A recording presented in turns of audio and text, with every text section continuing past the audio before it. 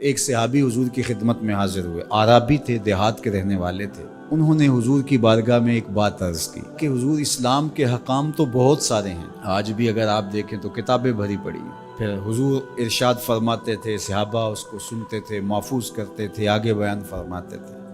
ان کا بہت سارے احکام ہیں اسلام کے، میں ایک دیہاتی شخص ہوں، مجھے کوئی ایک بات ارشاد کر دیجئے جو میرے لیے کافی ہو۔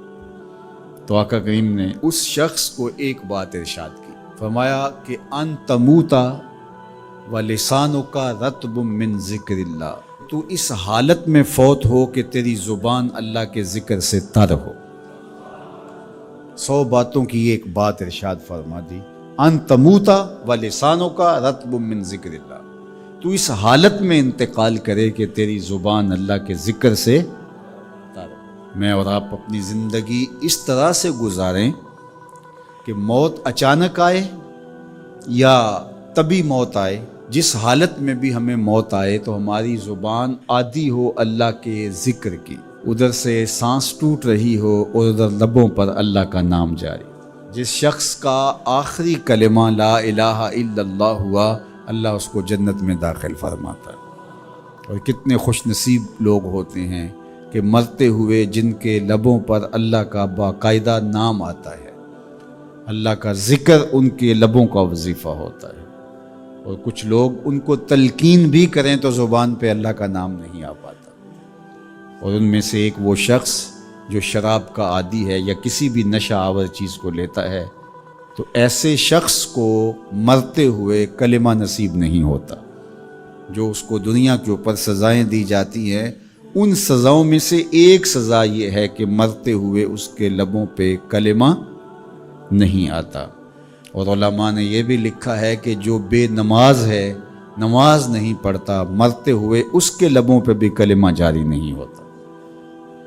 اللہ اکبر۔ تو ایک جامع بات ارشاد کر دی کہ ان تموتا ولسانک رطب من ذکر اللہ، تو اس حالت میں فوت ہو کہ تیری زبان اللہ کے ذکر سے تر ہو۔ قرآن مجید میں ہمیں اللہ تعالیٰ نے یہ بھی حکم دیا ہے کہ مجھے یاد کرو، اور یہ بھی حکم دیا ہے کہ مجھے فراموش نہ کرو۔ وَلَا تَكُونُوا كَالَّذِينَ نَسُوا اللَّهَ فَأَنسَاهُمْ أَنفُسَهُمْ أُولَٰئِكَ هُمُ الْفَاسِقُونَ، ان لوگوں کی طرح نہ ہو جانا جنہوں نے اللہ کو فراموش کر دیا، اللہ کو بھول گئے۔ جب کوئی خدا کو بھول گیا تو خدا پھر اس کو فراموش کر دیتا ہے، اور اس کی سزا کیا ہے کہ وہ خود فراموشی کا شکار ہو جاتا ہے، وہ اپنے آپ سے بھی آگاہ نہیں رہتا۔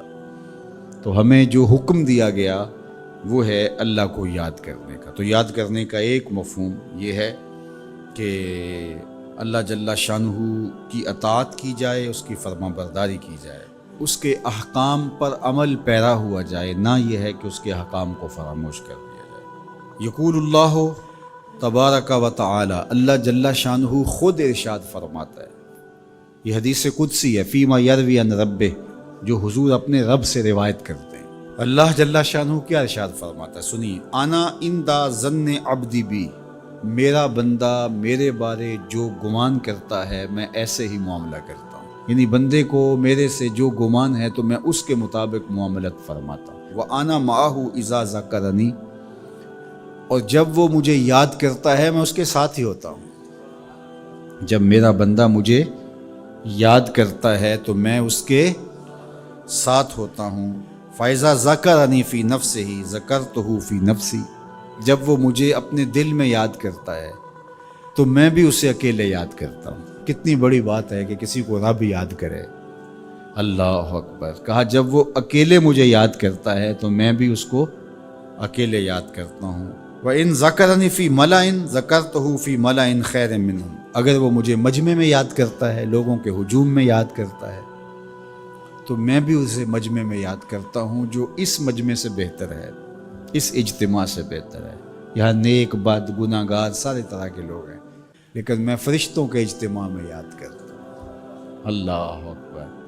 کیا منظر ہوتا ہوگا کہ جب اللہ فرشتوں میں کسی بندے کو یاد فرما رہا ہو، اللہ اکبر۔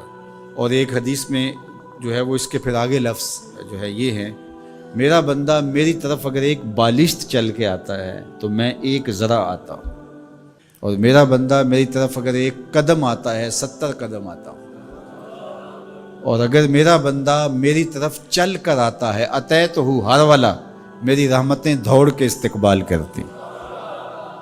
اللہ اکبر. تو کتنی کرم نوازی ہوتی ہے جو اس کو یاد کرتا ہے. تو یاد کا چراغ کبھی بھی بجھنا نہیں چاہیے.